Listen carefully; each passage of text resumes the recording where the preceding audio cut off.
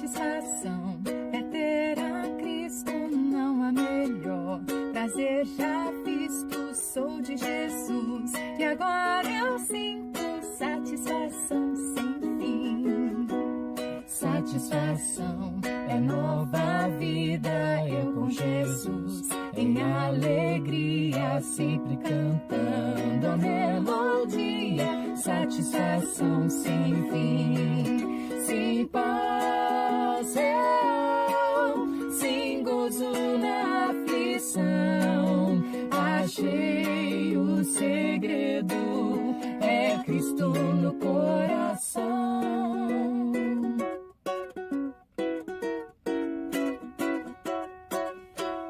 Satisfação é não ter medo, pois meu Jesus virá bem cedo, logo em glória eu hei de vê-lo.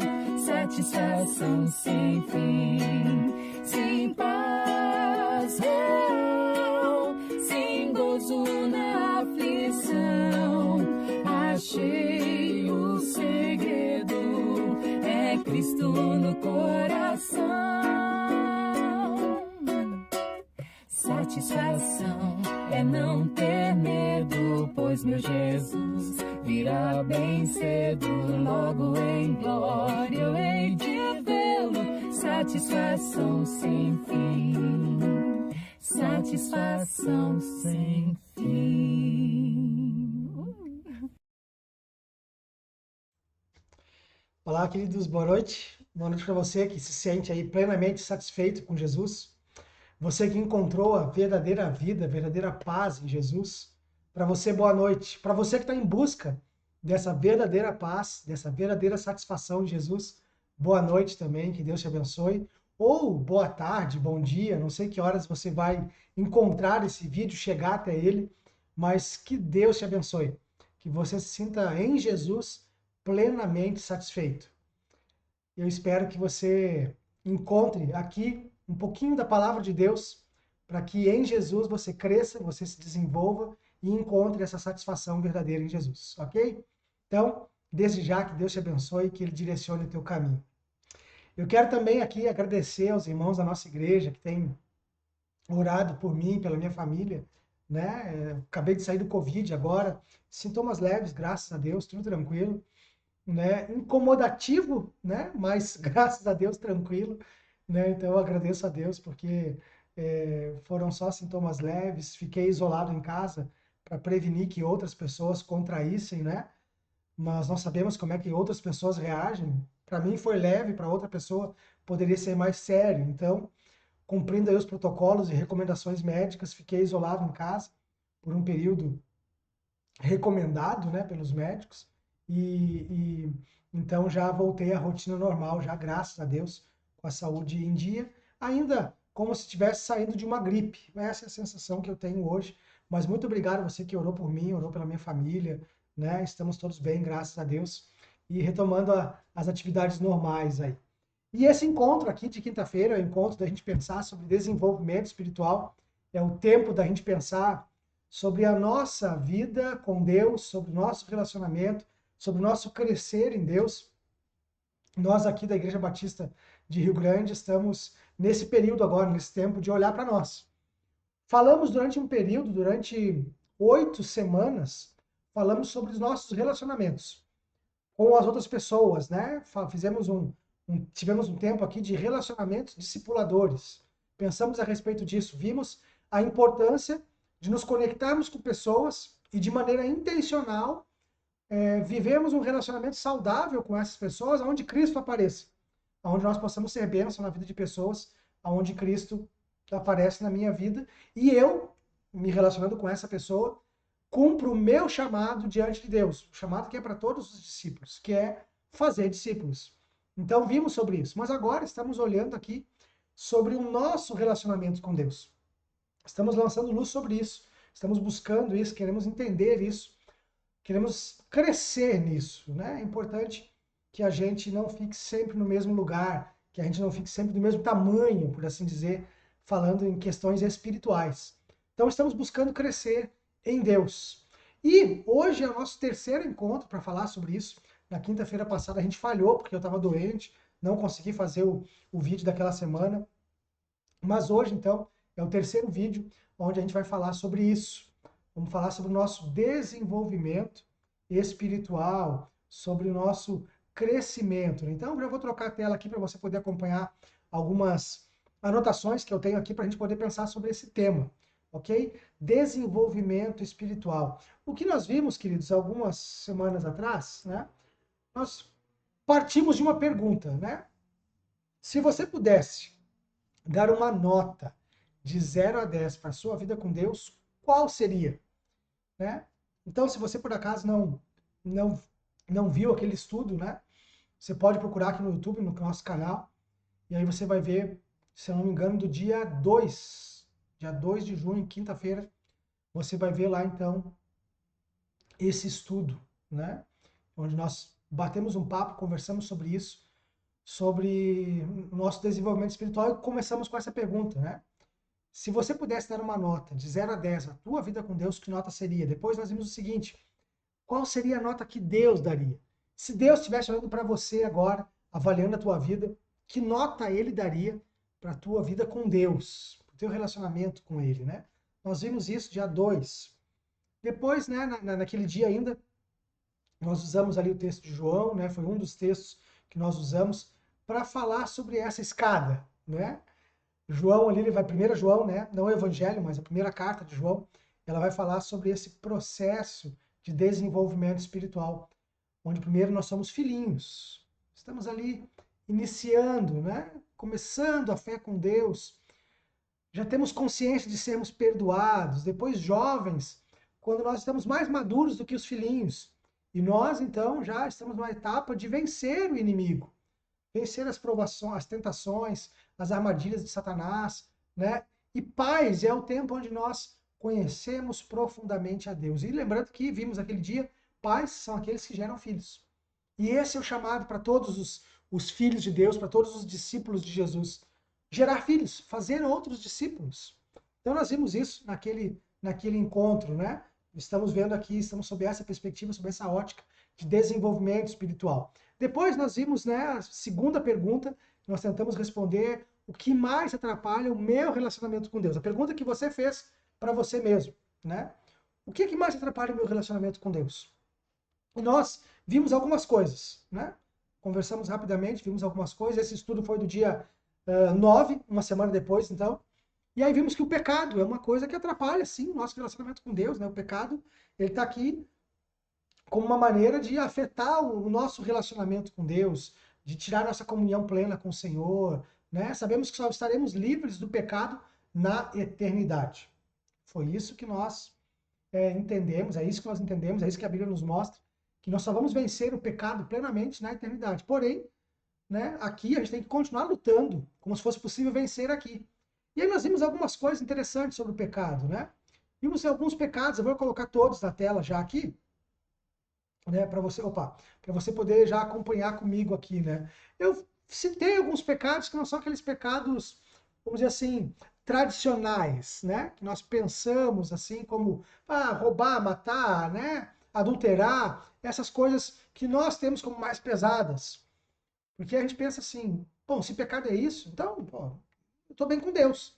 Não roubo, não mato, eu não tô adulterando, né? A gente pensa, né, nesses grandes pecados. Não, grandes pecados tem lá os políticos, né, que roubam bilhões, milhões e as pessoas ficam, né, morrendo numa fila de hospital. A gente pensa nisso, certo? Mas e a dureza de coração?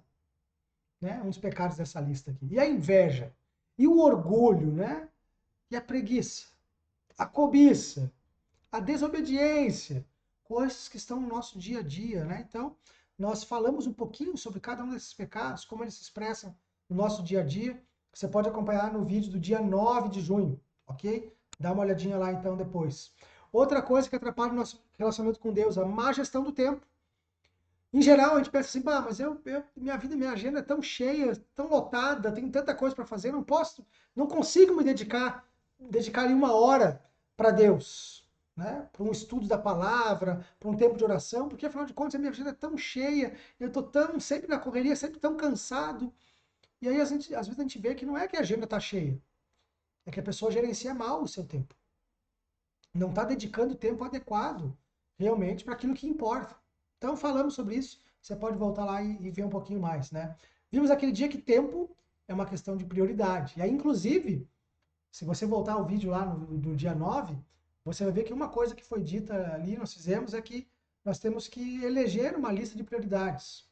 Então, qual é a tua prioridade? Lembrando que sempre Deus tem que estar em primeiro lugar. Depois, a família, a carreira, os filhos, os pais, enfim, quais são as tuas prioridades? E aí você pega a tua agenda e vê, para aí, tanto tempo que eu gasto aqui com as minhas prioridades. Aí você vai ver aquilo que realmente você pensa ser a tua prioridade e aquilo que realmente é. Porque é onde você gasta a maior parte do tempo, isso é a tua prioridade. Então a gente precisa reavaliar, mas isso já foi dito. Confere o vídeo lá novamente. Falamos sobre a falta de prestação de contas, né? Ou seja, toda pessoa que anda sozinha, ela tem dificuldade de ter um desenvolvimento espiritual. Por quê? Porque não tem ninguém para ajudá-la. Né? Posso citar aqui, por exemplo, né, o texto de Salomão, né, de Eclesiastes, quando diz é melhor serem dois do que um, porque quando um tropeça, o outro pode ajudar a levantar. Né? Dois trabalhando juntos têm melhor desempenho no seu trabalho. Quando fala lá que dois trabalhando juntos têm melhor salário pelo seu trabalho, quer dizer isso.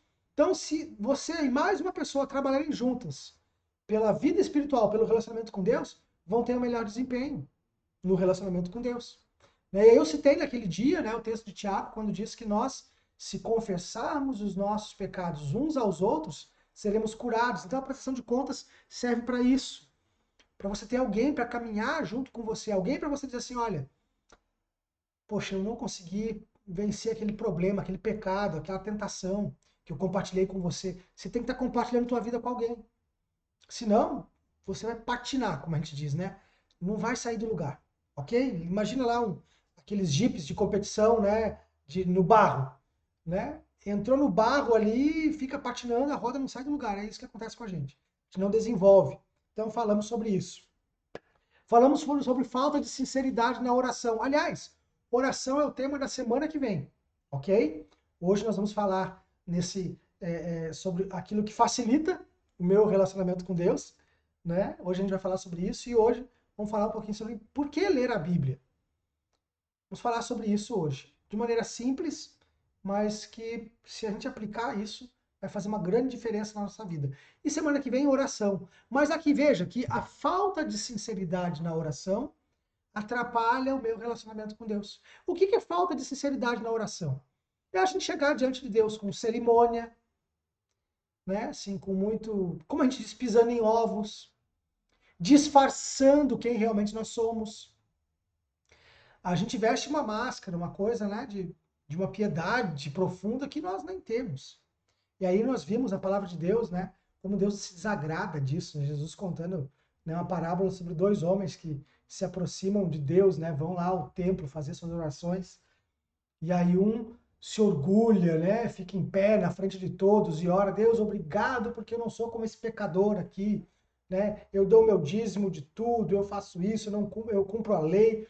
E o outro lá, coitadinho, dizia, Senhor, tem pena de mim. Não queria nem chegar perto, ficava de longe, baixava a cabeça, não queria olhar para o céu. Senhor, tem pena de mim, sou pecador. Tem misericórdia de mim. Aí Jesus diz, foi esse que foi sincero, esse que voltou para casa, justificado diante de Deus. E queridos, a gente está vivendo muitas vezes essa máscara até na oração. A gente ora como se não tivesse pecado. A gente ora, né, como se fôssemos muito piedosos. E aí Deus não realiza aquilo que tem para realizar em nossas vidas, porque quando a gente vai diante de Deus, a gente vai como sendo uma outra pessoa, não aquilo que realmente somos. Tivesse essa máscara. E Deus não tem planos para a máscara que a gente vestiu. Ele tem planos para aquele que ele criou, que é eu e você, em verdade. Então, a falta da sinceridade na oração também atrapalha o nosso relacionamento com Deus, porque a gente não se abre como realmente somos diante de Deus. Por fim, falamos sobre uma falsa sensação de saciedade, né? Ou seja, às vezes a gente está buscando a Deus em lugares errados, ou a gente se sente satisfeito com um pequeno lanchinho espiritual, vamos dizer assim. Deus tem para nós um banquete espiritual. Deus tem para nós a sua total presença em nós. Deus tem para nós a sua graça maravilhosa. Deus tem tantos ensinamentos na sua palavra e a gente fica feliz com ficar lendo os mesmos textos que sempre lemos, repetindo as mesmas experiências que sempre tivemos. E a gente diz assim, não, tá tudo bem comigo, estou satisfeito. É como aquele jovem da parábola de que Jesus conta lá em Lucas 15, né, o filho pródigo, que esse filho, ele vai para longe, desperdiça tudo que tem, de repente ele está lá passando fome. E aí qual é o desejo dele? Comer a comida dos porcos. E ali comer a comida dos porcos, as alfarrobas, é comer alguma coisa que não alimenta. A alfarroba era isso, era dada para os animais quando já não tinha mais nada para dar, apenas para encher barriga. Não alimentava. Então, a ideia aqui, queridos, é fazer você entender que muitas vezes você está lá lendo um versículozinho por dia, ou você está lá ouvindo uma mensagem da internet, recebendo lá, né, um texto de um pastor tal lá que você vai ver quem é aquela pessoa, qual é, né, o que está por trás do ministério dele. Está se alimentando de pasto velho, de alfarroba, e está se sentindo satisfeito. Então, uma falsa sensação de saciedade pode gerar em mim e em você um atrapalho, aí, uma complicação no nosso relacionamento com Deus.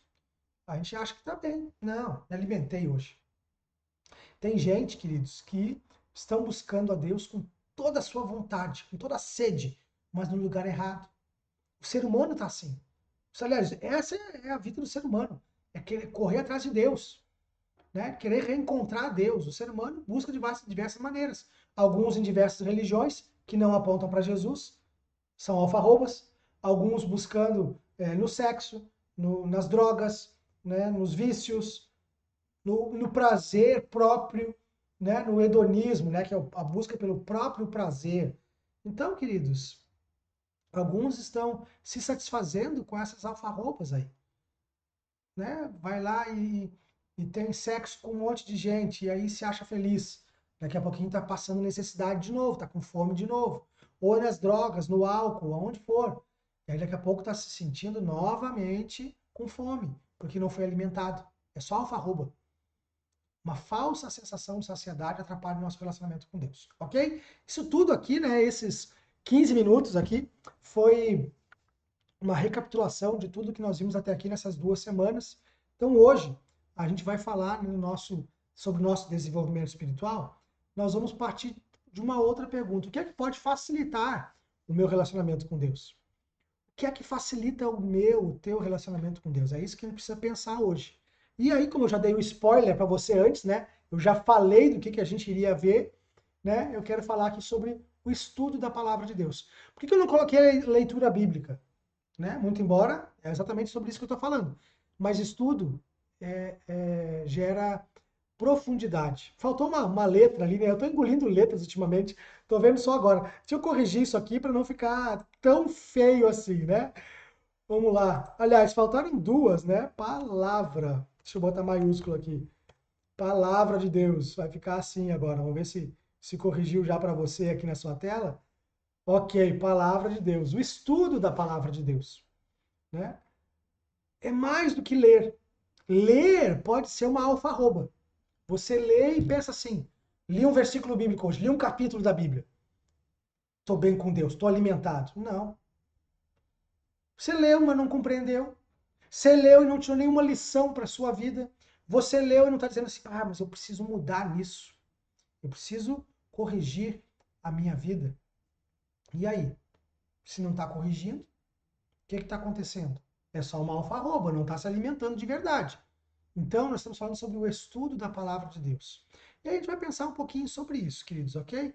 Vamos lá, vamos pensar um pouquinho adiante, né? Os motivos, então, para estudar a Bíblia, para ler a Bíblia, para se dedicar. Primeiro, é que você conhece mais a Deus. Quando eu estudo mais a palavra, quando eu me dedico mais à palavra, mais eu conheço a Deus. Existem N formas de conhecer a Deus, mas as principais são leitura da palavra e oração. Como eu disse, oração, semana que vem. mas a leitura da palavra, a busca pela palavra. Porque a Bíblia está apresentando quem Deus é. Está apresentando o que Deus gosta. Está apresentando o caminho de volta para Ele. Então, quando nós estudamos a palavra, nós conhecemos mais a Deus. E conhecer a Deus tem que ser uma busca nossa, né? Olha só o que diz lá Oséias. Conheçamos e prossigamos a conhecer ao Senhor. É uma chamada de atenção do profeta aqui. Olha, gente, o Senhor puniu o nosso povo porque a gente se afastou dele. Agora é a hora de voltar e conhecer e prosseguir em conhecer a Deus. Essa é a vontade de Deus para nós. Então, queridos, Deus, ele deu a chave, né? Ele deu condições da gente conhecer a Ele, da gente se aproximar dele, da gente aprender mais sobre Ele. A palavra é a melhor fonte onde você pode pesquisar e conhecer e encontrar o que é Deus. Então, né? O que Deus quer para você? Eu falei o que é, não, né? Quem é Deus e o que Deus quer para você? O que Deus quer para a tua vida? O que Deus espera de você? O que Deus quer que eu faça? Leia a Bíblia. A Bíblia vai te orientar. É claro que existem questões muito específicas que a Bíblia não vai ter um texto. Pronto, é isso que você tem que fazer. Não, a gente sabe disso. Mas a gente sabe que existem situações que um texto aqui, outro ali, um contexto lá, você junta todos os pormenores de um contexto bíblico geral, e aí você tem uma condição de entender, mas na hora de tomar essa decisão, o que Deus quer para mim é isso. Porque por que eu posso afirmar o que Deus quer? Porque eu estou entendendo que essa aqui é a essência dele. Se eu fizer algo diferente disso, eu vou ferir a essência de Deus, a santidade de Deus. Entende? Então, conheçamos e prossigamos, né? Dê continuidade, permaneça em conhecer a Deus. Acabei de falar e vou repetir agora, então. O segundo motivo é conhecer a vontade de Deus. Você já se perguntou isso? Mas eu não sei o que Deus quer que eu faça. Quando você estuda a palavra, fica muito mais fácil tomar decisão. Porque você começa a descobrir qual é a vontade de Deus para sua vida. O que Deus quer para mim? O que Deus quer que eu faça? Sabe que existem coisas a respeito da vontade de Deus para nós que nós nem precisamos orar para saber qual é a vontade de Deus. Como assim não preciso orar para saber qual é a vontade de Deus? Para algumas coisas não. Por quê? Já estão escritas. Deus já disse, minha vontade é isso. Essa é a minha vontade. É desse jeito aqui. Então faz isso, porque é isso que me agrada. Então, queridos, por exemplo, me veio um exemplo na cabeça aqui, né? Pessoas que às vezes vivem tão sozinhas, isoladas, propositalmente, né? Não querem ter contato com os outros, não querem viver na comunhão, na proximidade uns com os outros, não querem repartir, não querem fazer o que nós falamos antes, né? Confessar os pecados uns aos outros. Não, minha vida é problema meu, diz respeito só a mim, fico no meu canto, cada um na sua. Pessoas que nem vão mais à igreja, ficam só em casa, não convivem. A palavra de Deus diz que é bom e agradável que os irmãos vivam em união. A gente olha para a igreja em Atos, te vê que a primeira manifestação do Espírito Santo no dia a dia daquela igreja era o quê? Comunhão. Todos estavam unidos e partiam pão de casa em casa, viviam juntos. Então, queridos, tem coisas que a gente não precisa orar para saber a vontade de Deus. A vontade dele já está expressa na Bíblia. Ok? Então, esse é o segundo motivo. Vamos ver um texto sobre isso? Né? Jesus diz o seguinte: vocês estão enganados porque não conhecem as Escrituras nem o poder de Deus. Então, conhecer a vontade de Deus, Jesus está dizendo, olha, você vai errar. Se você não conhecer, né, as Escrituras, você vai correr o risco de errar. Aqui Jesus está falando para os religiosos, né? Os religiosos queriam pegar Jesus, fazem uma pergunta para ele. Só que Jesus diz assim, olha, nada a ver o que vocês estão falando aí. É mais ou menos isso que Jesus está dizendo para eles. Ih, gente, nada a ver o que vocês estão falando. Vocês já fizeram uma pergunta partindo de um pressuposto totalmente errado. Vocês estão completamente errados porque não conhecem as Escrituras e nem o poder de Deus. Se vocês conhecerem, saberiam que...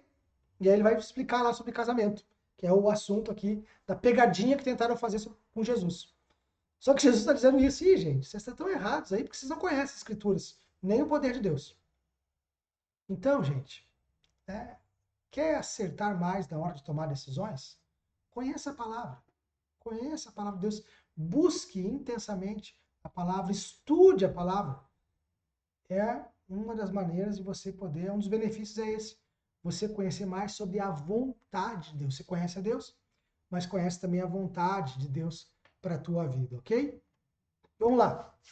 Motivos para estudar a Bíblia. Número 3, corrigir a minha vida. Ih, dei um passo em falso. Tropecei, errei, tomei uma decisão errada lá atrás. Agora, como é que eu faço? Ou, né, como perceber se você está no caminho errado? Pode ser que você não tenha percebido ainda, e aí a palavra vai ser o alerta para você corrigir, e pode ser que você, né, esteja ali vendo, né, puxa vida, olha, acabei de perceber, a palavra me deu esse alerta, e agora? O que eu faço? Como é que eu corrijo? Como é que eu volto? Como é que eu corrijo o rumo que a minha vida está tomando? Tomei decisões no meu passado que me trouxeram até o momento que eu não estou gostando. Está gerando sofrimento, que está me atrapalhando, que está gerando, né, crises. E eu não consigo sair do lugar. Como é que eu corrijo a minha vida? Palavra de Deus.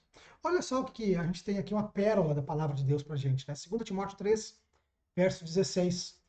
Toda a Escritura, toda, né? Para nós, isso significa o quê? Todo o Antigo Testamento, todo o Novo Testamento.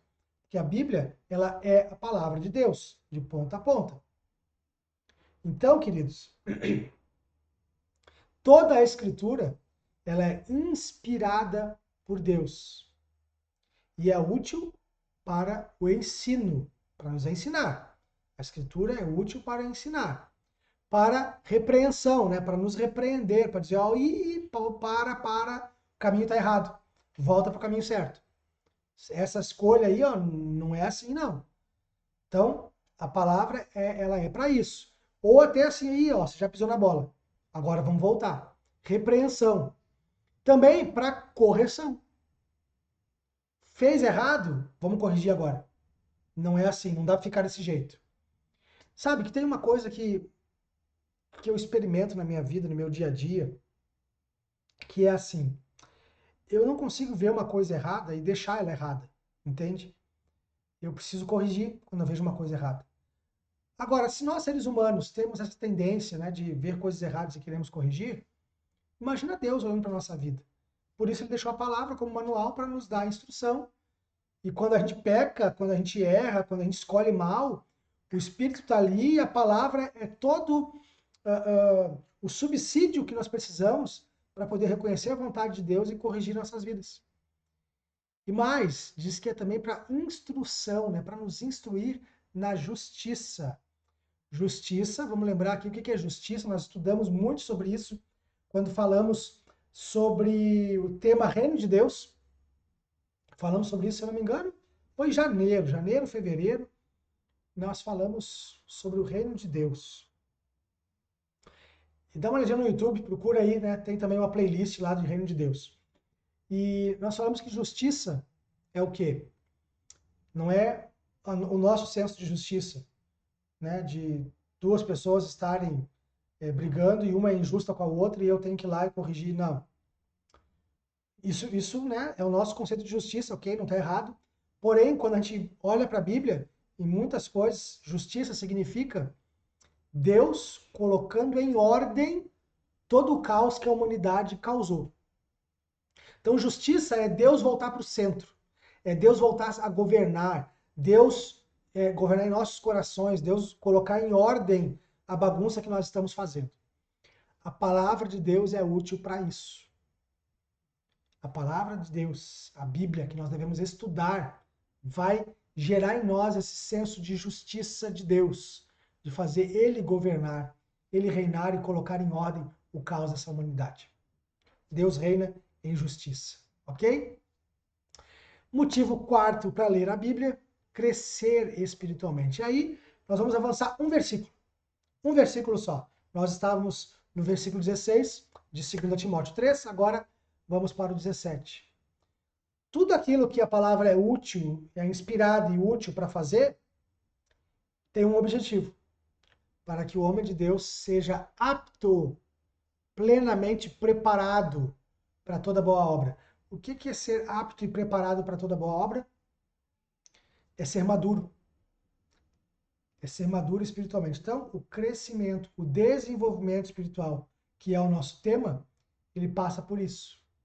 Então, queridos, veja, quando a gente se dedica à Bíblia, quando a gente se dedica a estudar, não um livro, mas estudar Deus, procurar conhecer Deus, né? Quando a gente se debruça na Bíblia com essa noção de que ali é Deus falando comigo, Deus se revelando a mim, eu conheço mais a Ele, a Deus. Eu conheço mais a vontade dele, aquilo que Deus quer. Eu tenho condições de corrigir a minha vida, porque a palavra de Deus vai gerar isso em mim, e cresço espiritualmente. Desenvolvo, né? É o nosso trabalho aqui, desenvolvimento. É o que nós estamos buscando. Então a Bíblia é o que vai fazer o teu pé sair de um degrau e ir para o outro. É uma dessas ferramentas.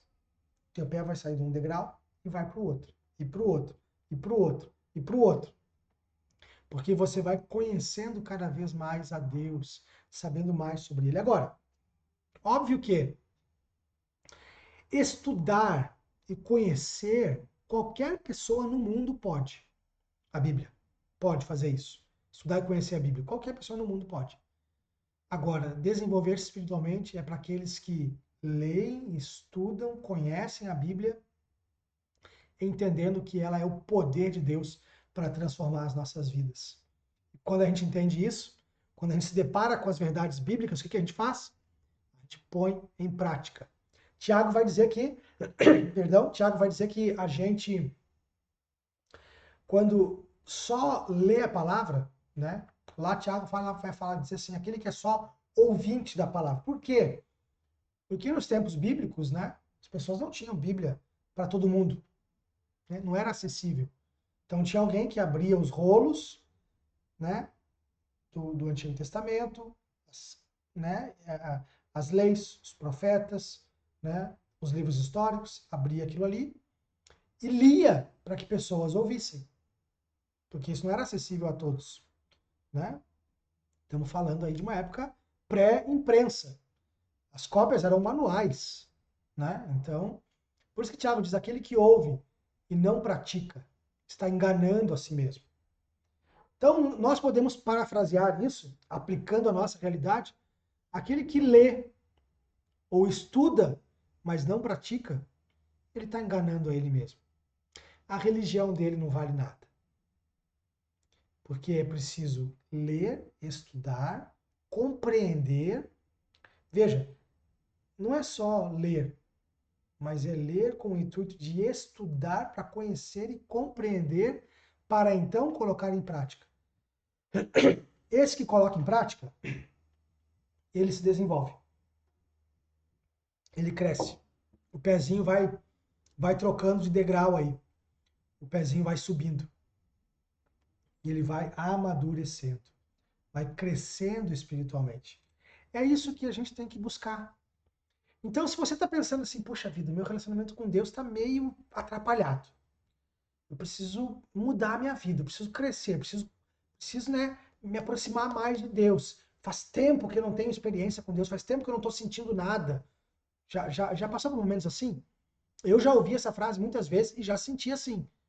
Gente, não tem como crescer sem passar por isso aqui, pelo estudo da palavra. Não tem como. Estudo e prática, né? É estudar, é conhecer, se dedicar na palavra para colocar em prática, ou seja, para viver da maneira que Deus está ensinando. Alguém já disse, né? Eu gosto de repetir essa frase, que quando nós olhamos para Jesus, e aqui a Bíblia é o lugar para onde a gente pode olhar para Jesus, conhecer o que ele pensava, o que ele falava, né? Como ele orientava as pessoas, conhecer qual era a essência de Jesus, está na Bíblia. Então, quando a gente olha para Jesus, a gente descobre como Deus é, mas também descobrimos como o homem deve ser. Então, não adianta só ler a Bíblia e não viver segundo ela. Mas não adianta tentar aplicar o que está na Bíblia como você aplica um livro qualquer. Como você segue um livro qualquer de regras. Não se trata de regras. Se trata de princípios de vida eterna. Princípios que dizem respeito a um encontro real com Deus. Quem teve esse encontro real com Deus consegue viver debaixo desses princípios. Uma alegria, buscando e entendendo assim, nossa, eu estou podendo contemplar Deus aqui.